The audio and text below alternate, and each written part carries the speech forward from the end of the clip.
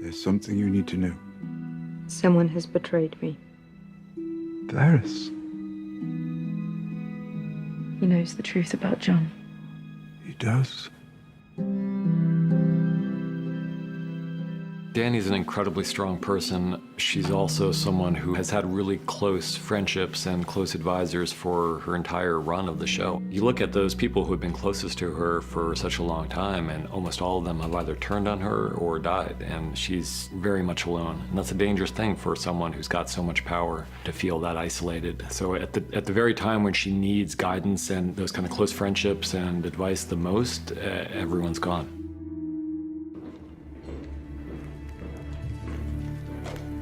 I think that Varys knew that it was unlikely that he would survive the attempt to overthrow Dany in favor of Jon.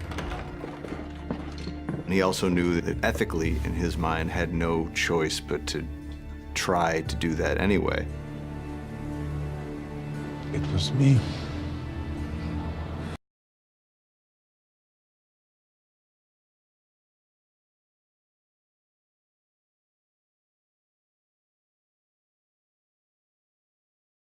Saying goodbye to his best friend in the world outside of his brother.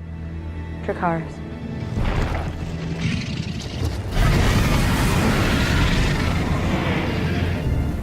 And the amount of guilt that he feels over being the cause for his best friend's imminent death, it's hard to really get your head around. I don't have love here. I only have fear. You will always be my queen. Jon Snow is someone that she's fallen in love with, and as far as she's concerned, by this point, Jon has betrayed her by telling people about his true identity, and also the fact that he's unable to return her affections at this point. All right, then.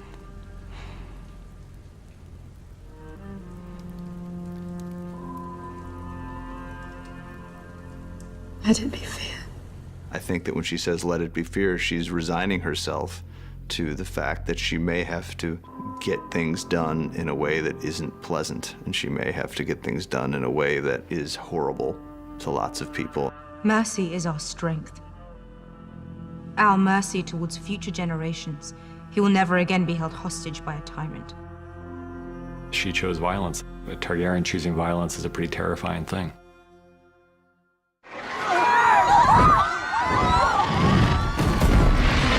Even when you look back to season 1, when Khal Drogo gives the Golden Crown to Viserys, and her reaction on watching her brother's head melted off. He was no dragon. And he was a terrible brother, you know, so I don't think anyone out there was crying when Viserys died, but there is something kind of chilling about the way that Dany has responded to the death of her enemies. And if circumstances had been different, I don't think the side of Dany ever would have come out. If Cersei hadn't betrayed her, if Cersei hadn't executed Missandei, if Jon hadn't told her the truth, like if all these things had happened in any different way, then I don't think we'd be seeing this side of Daenerys Targaryen. I don't think she decided ahead of time that she was going to do what she did. And then she sees the Red Keep, which is to her the home that her family built when they first came over to this country 300 years ago. It's in that moment on the walls of King's Landing when she's looking at that symbol of everything that was taken from her, when she makes the decision to make this personal.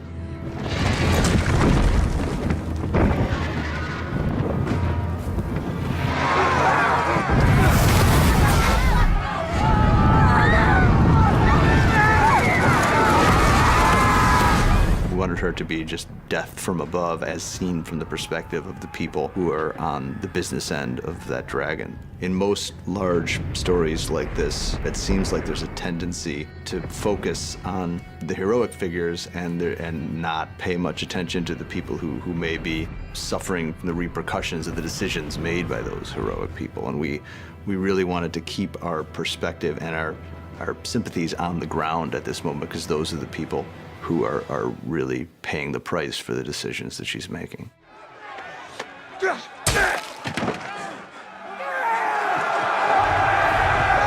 I think that Jon is also in a kind of denial. At first, the siege is a war. Soldiers killing soldiers. That's what war is. I think Jon is someone who's always been a very good soldier, who has never enjoyed being a soldier. He's been trained as a fighter from the time he was a little boy, And he's quite good at it. He's quite good at leading men into battle, and he also hates it. I think for him, it's all starts out seeming like it's gonna work out, and then it turns into a nightmare. When she takes off and starts burning the city, the Unsullied on the ground and the Northmen on the ground take that as their cue that it's a moral free-for-all. The good guys are behaving like the bad guys, and the bad guys in this shot are the ones who are doing all of these horrific things around him, who are his own men. The moral lines that he's drawn for himself in his own life can't be maintained for everyone in all situations.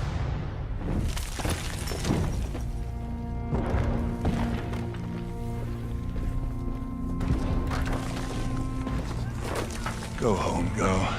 It's a small scene, but it's also for us one of the most important scenes in the whole episode because it's the culmination of their story together. And you'll be dead too if you don't get out of here.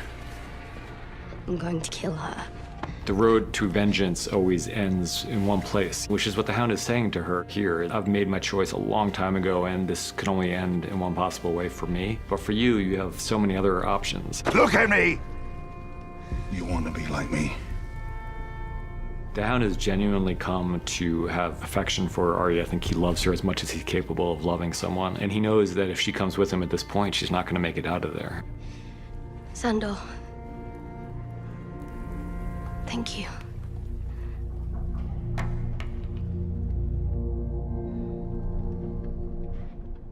Hello, big brother.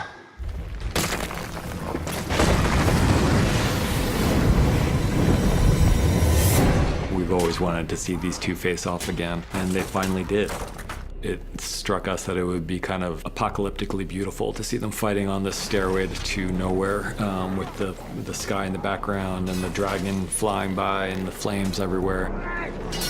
We knew that these two were going to die together at each other's hands, and we knew that the Hound's death had to be a death by fire. So the one thing stronger in the Hound than his fear of fire is his hatred of the person who put that fear there in the first place.